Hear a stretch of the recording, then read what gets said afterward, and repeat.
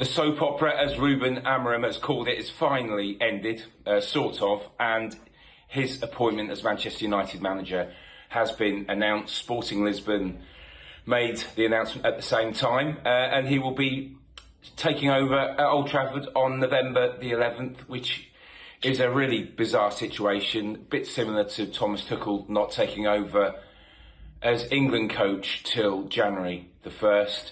But Amorim will be in charge for tonight's game in the Portuguese league at home, and again against Manchester City on Tuesday, then against Braga on Sunday the 10th, and then he takes over officially as United manager on November the 11th. It'll be an exciting time for United, I'm sure. I think it's a brave appointment. It's an interesting appointment. It's still a bit of a gamble. He's never coached outside Portugal. He's young. He's 39, which is 2 years younger than when Jose Mourinho took over at Chelsea. But he'll be confident that he can finally put an end to United's troubles. He's head coach, and while he's got a good transfer record, he's going to be having to deal with Dan Ashworth, who does have a fantastic record in that department, although the jury's certainly out on United's summer signings, because all of them have been pretty average, I think, so far.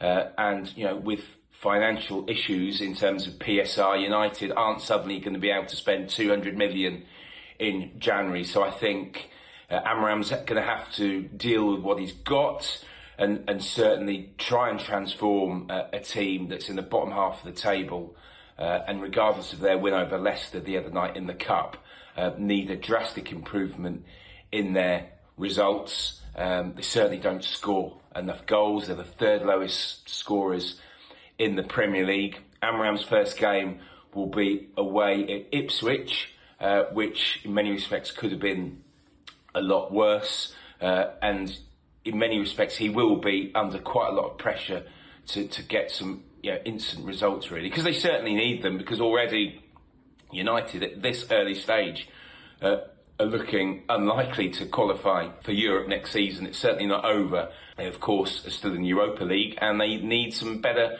performances and some better results to make sure they're in the playoffs, because at the moment they just don't look as though they're going to be finishing in the top 8 of the Europa League, which would mean they'd skip around.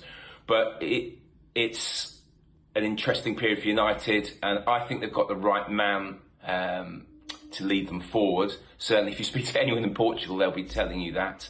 And all eyes on the next few games for Amorim.